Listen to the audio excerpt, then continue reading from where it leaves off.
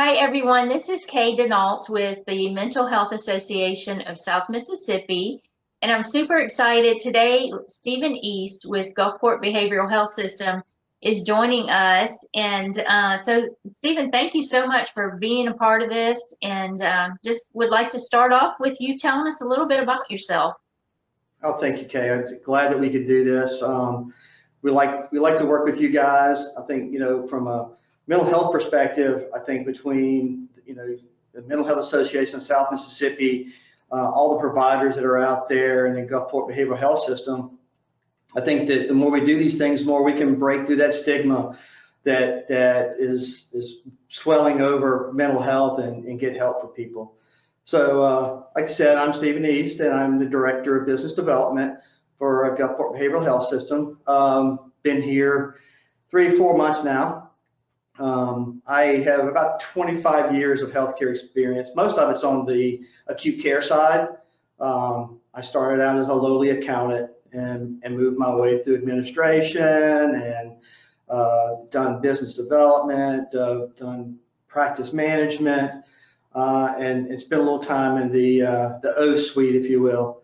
So happy to be at Gulfport Behavioral. I think there's a lot of good things going on here and a lot of good things to come. That's wonderful. Well, thank you for all the different things that you've done. I know you've made some different contributions to the community, so we appreciate that. So tell us what all, some people may not be familiar, what kinds of services does Gulfport Behavioral Health offer? As far as inpatient as well as outpatient things? Well, we are primarily an acute behavioral mental health inpatient facility, and we see those people who are in a behavioral crisis, mental health crisis, whether that be from stress or over anxiety, people who may be suicidal, homicidal, people that just really need that level of service where they need some focus in on their therapy. Maybe they need some medication management and monitoring, and from an inpatient perspective. So we're not a residential facility. I think a lot of people think of it as, hey, you're going to go and you're going to be there 30, 40, 50 days. We normally have our patients here anywhere from 5 to 7 days.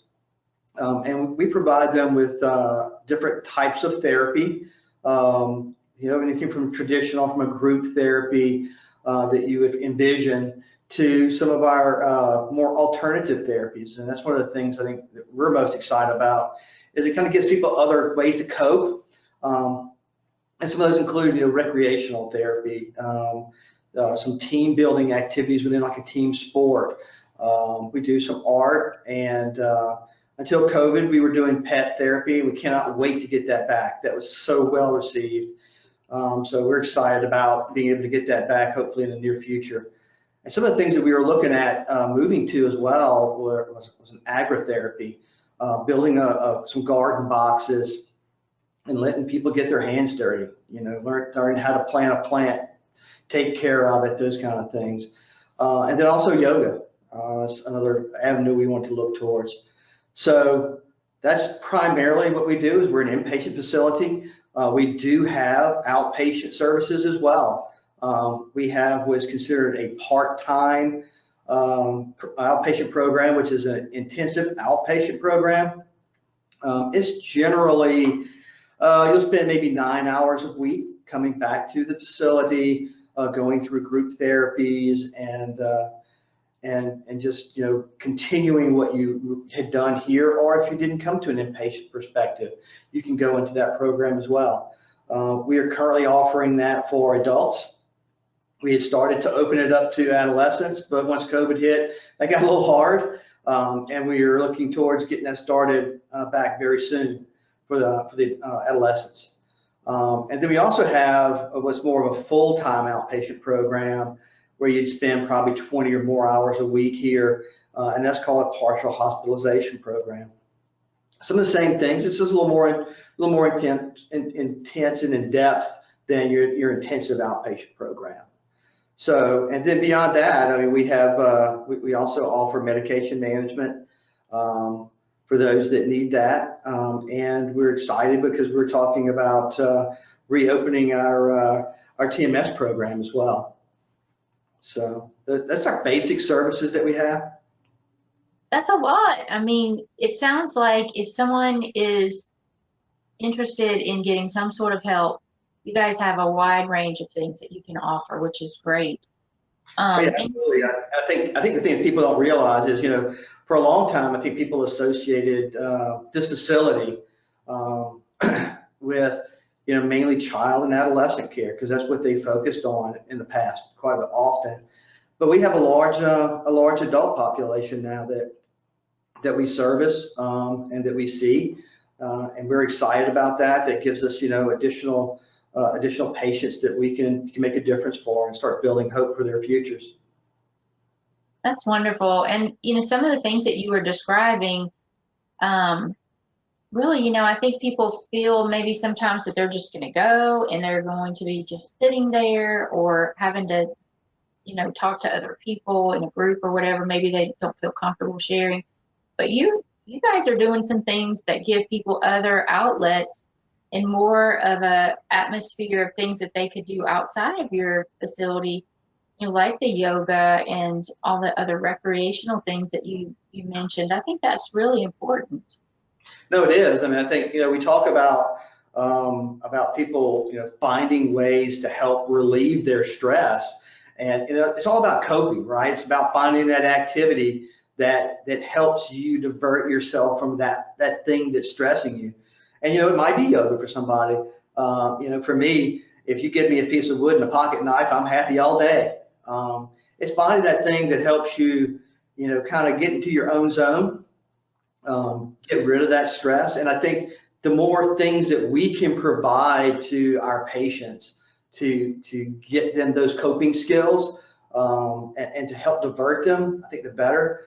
And then there's the regular therapy things. There's, if you saw our daily schedule, it's amazing. We do have time where our patients have their alone time or time where they can just go sit. But by and large, they've got a very full schedule from the minute they wake up till 6, 7 o'clock at night.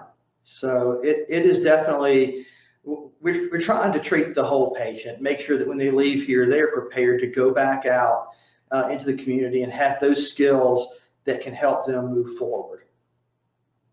I think that's wonderful. I think that anybody that comes here, it sounds like they'll certainly get a lot out of it.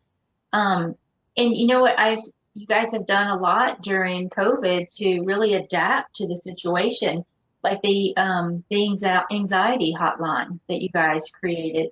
Tell us a little bit more of how, things that you guys have done. So obviously we did all the same things everybody recommended. Unfortunately we had to cut off visitation, which doesn't help, but we tried to open up some additional communication lines, some more phone time. Where we could, we tried to do some, FaceTime kind of things or some Zoom kind of things for our patients. But, Loyal, the CEO, and I were talking one day, and we ran across this thing where one of our neighboring states had opened up a hotline. And we're like, well, why don't we have that in Mississippi? Why isn't somebody doing this? And so we jumped out there and we did it. And we felt like it was something that was definitely needed. And we opened up our stress and anxiety hotline. It's still open and running. It kind of ebbs and flows, as you can imagine, based upon what's happening on the news. But it's still open, and anybody can call 228-236-2236, and that line will be answered. If they're on the phone with somebody else, it will go to a voice message, and they will get a call back. But it's been very beneficial. I think we've had people I've talked to who have serviced the line have said that we've really helped some people out with, hey, don't panic with where you are. What's your plan? What are you going to do next? Think ahead, and just giving them some of those tips to help them make it through the day. Mm-hmm. So I think I think continuing that, it was the best thing that we did as well. I think a lot of people backed away from those kind of things, but like I said, we still get a couple of calls every day. Some are applicable, some are just hey, do I really go get my COVID testing? And we're like, well, this is more of a medical problem. So, but it's kind of what you feel like you should do. So Mhm. if it helps relieve your stress, go check on it, right? Yeah, they may have just needed someone to validate for them that at that moment. So yeah, good Well, deal. I think one of the things that, just to kind of continue that on a little bit, it was really, we got several calls last week, and I even think about this. Here we are in COVID, and then we hit a large period and large issue of social unrest. And then, oh my God, here comes a storm. And some people just like, what else can we take? And you have to take it in pieces, right? And what's your plan for each piece?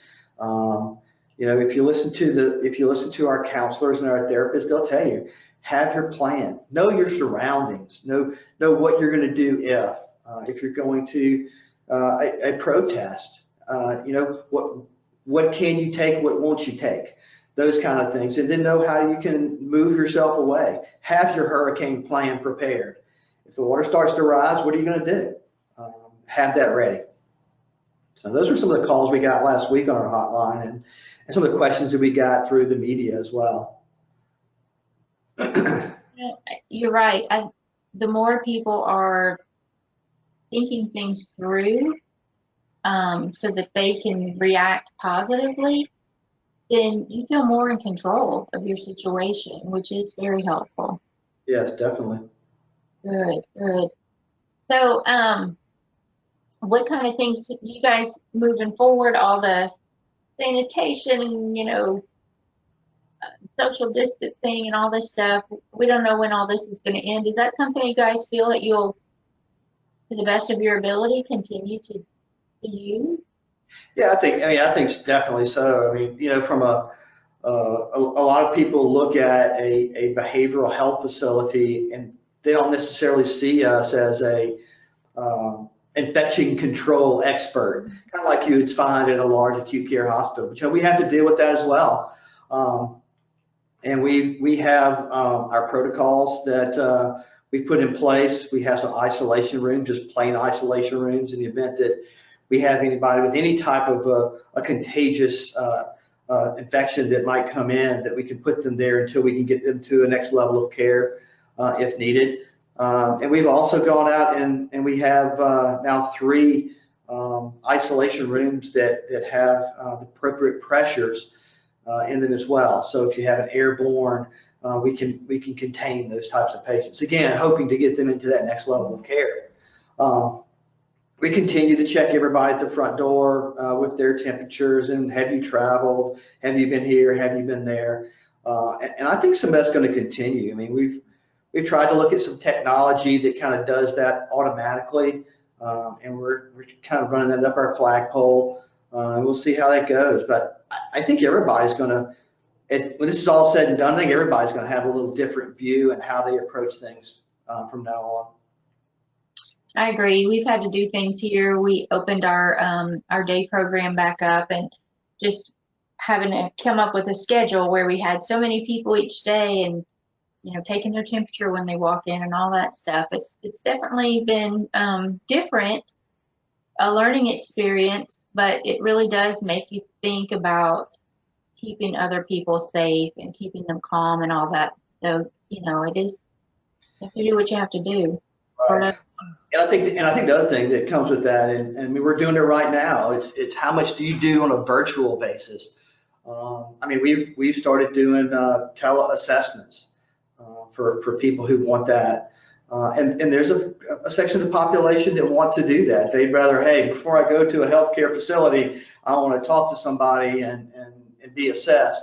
I don't want to just walk in, and that's a fair stressor, if you would, for some folks. And we do some, we've started, when we're rolling our IOP, we're looking at doing that on a virtual basis for those who might want that as well.